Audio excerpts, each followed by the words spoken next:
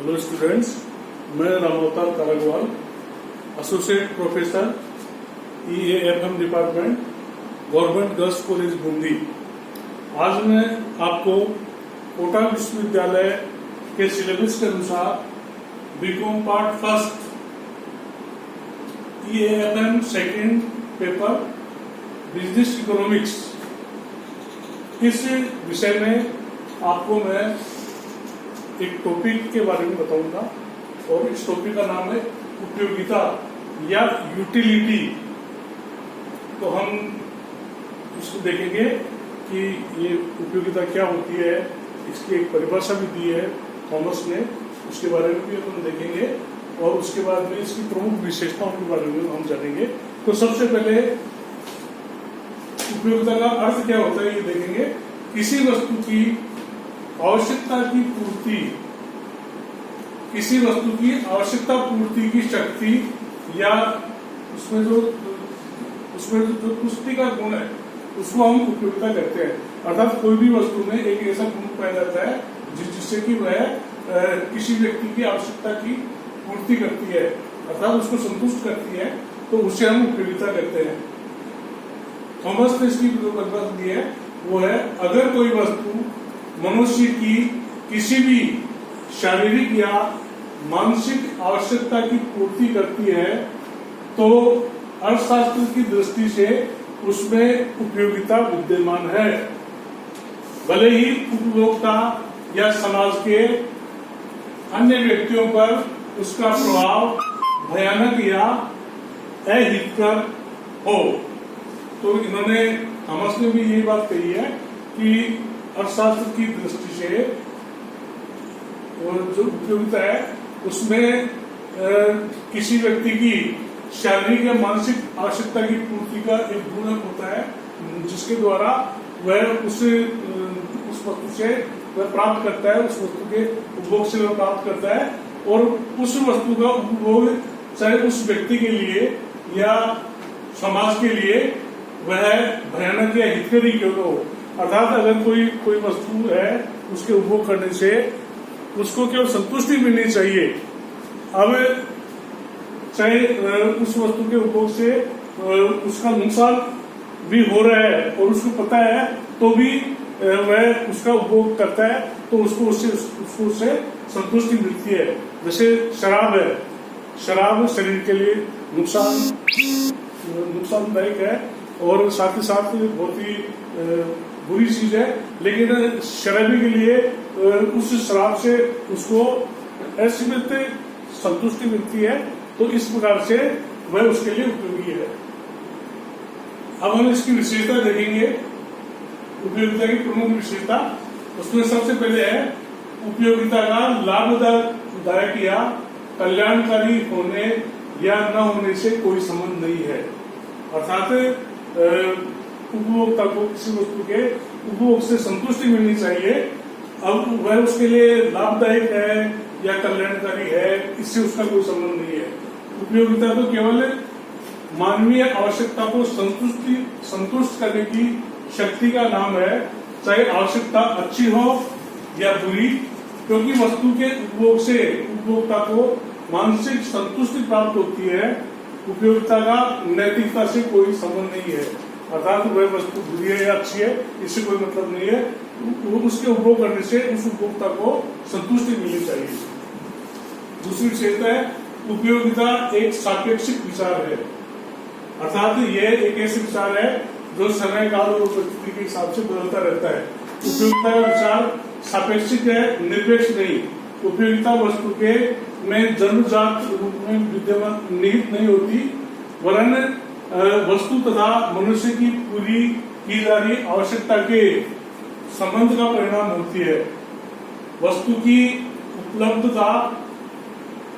उपलब्ध मात्रा किस्म, देश, काल, परिस्थिति तथा धार्मिक वातावरण के में परिवर्तनों के साथ साथ वस्तु की उपयोगिता भी घट या बढ़ जाती है।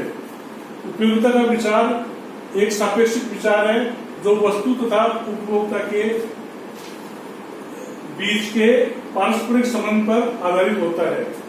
अर्थात जैसे आप बीकॉम पार्ट फर्स्ट पढ़ रहे हो, आप अर्थशास्त्र की जो किताब है वो इस साल आपके लिए बहुत उपयोगी है। इससे आपको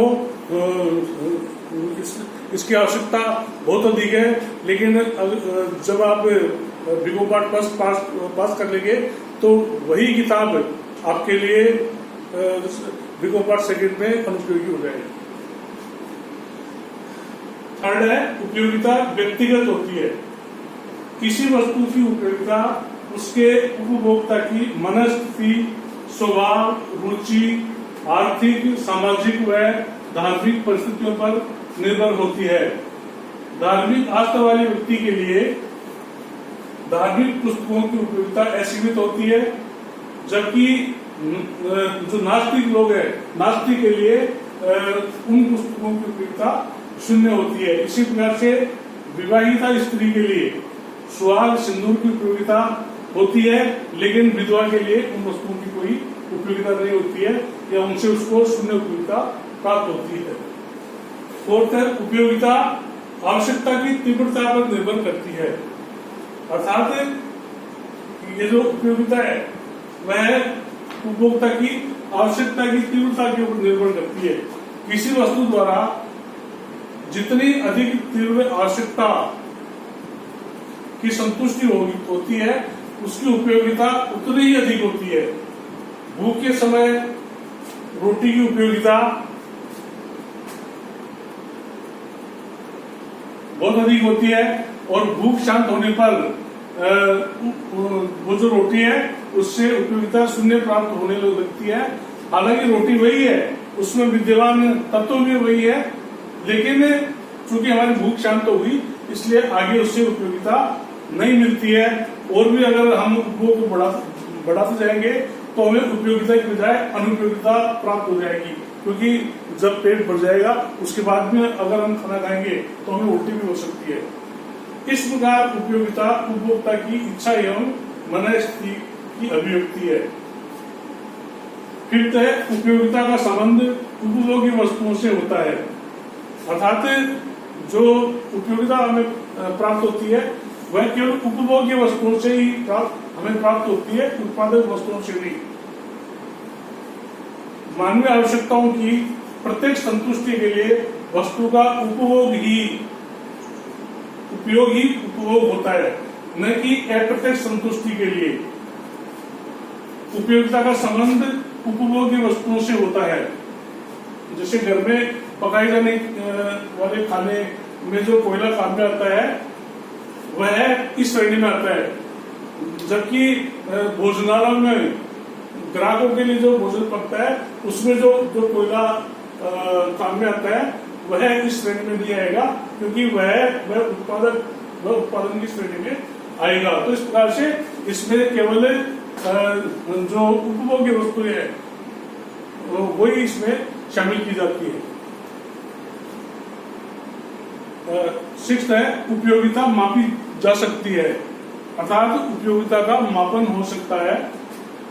उपयोगिता उपभोक्ता की किसी आवश्यकता की पुष्टि के लिए उपभोक्ता जितना त्याग करता है वह त्याग ही उपयोगिता की माप होती है। इस त्याग को धन के रूप में या दो वस्तुओं की तुलनात्मक उपयोगिता के रूप में मापा जा सकता है। अर्थात हम दो वस्तुओं की तुलना करते हैं, अर्थात अगर हम एक वस्तु का उपयोग करेंगे तो उससे हमें कितनी उपयोगिता मिलेगी और जो दूसरी वस्तु है उसका उपयोग करने से कितनी उपयोगिता मिलेगी। जिससे हमें ज्यादा उपयोगिता मिलती है उसका हम कंजप्शन करते हैं और जिससे कम मिलती है उसका हम उपभोग नहीं करते हैं। तो एक वस्तु से हमें जो ज्यादा उपयोगिता मिलती है उस वस्तु का उपयोग करने से हमें जिस वस्तु का त्याग करना पड़ रहा है वही हमारी उपयोगिता होती है। सेवंथ है उपयोगिता का कोई रूप नहीं होता है। उपयोगिता उपभोक्ता की मनस्थिति पर निर्भर होती है। इसे केवल अनुभव किया जा सकता है, स्पर्श किया या देखा नहीं जा सकता। जैसे टाई के प्रयोग से राम को संतुष्टि मिल सकती है, लेकिन मोहन को इससे संतुष्टि नहीं भी मिल सकती है। तो ये जो उपयोगिता है इसका कोई रूप नहीं होता है। इसका उपयोगिता केवल मनोवैज्ञानिक विचार होने के कारण इसका कोई भौतिक अस्तित्व नहीं होता है, यह तो अमूर्त होती है। अर्थ है उपयोगिता वास्तविक उपभोग पर निर्भर नहीं करती। तो उपयोगिता और संतुष्टि में काफी अंतर है, क्योंकि उपभोक्ता द्वारा उपयोगिता की गणना उस समय की जाती है जब वह किसी वस्तु को प्राप्त करने की सोचता है, परंतु संतुष्टि उस वस्तु के वास्तविक उपभोग के उपरांत ही प्राप्त होती है। जैसे तंग मोहरी की पैंट की फैशन जो करने वाले हैं उनको इससे संतुष्टि मिलती है, लेकिन जब ये फैशन बदल जाती है तो बदल जाने के बाद में और जो तंग मोहरी की जो पैंट है उनसे उनको उतनी उपयोगिता प्राप्त नहीं होती, बल्कि वे उस पैंट को पहनना बंद कर देते हैं। 9th है उपयोगिता उपभोक्ता को किसी वस्तु को खरीदने के लिए लालायित करती है। अर्थात जो वस्तु है, उपभोग्य वस्तु है, उसमें ऐसा गुण होता है, ऐसा आकर्षण होता है कि वह उपभोक्ता उस वस्तु को प्राप्त करने के लिए लालायित हो जाता है, उसको खरीदने के लिए वह लालायित हो जाता है। उपभोक्ता को किसी वस्तु के उपभोग से संतुष्टि प्राप्त होने की संभावना होती है, इसलिए वह उसे क्रय करने के लिए लालायित रहता है। और 10th है उपयोगिता को त्याग के बिना प्राप्त करना संभव नहीं है। अर्थात जो प्रकृति प्रदत्त वस्तुओं को छोड़कर अन्य वस्तुओं की उपयोगिता प्राप्त करने के लिए उपभोक्ता को कुछ न कुछ त्याग करना ही पड़ता है। तो इस प्रकार से हमने इसमें समझा कि उपयोगिता क्या होती है और उपयोगिता से हमें कौन कौन सी बातें हम मालूम कर सकते हैं। Thank you.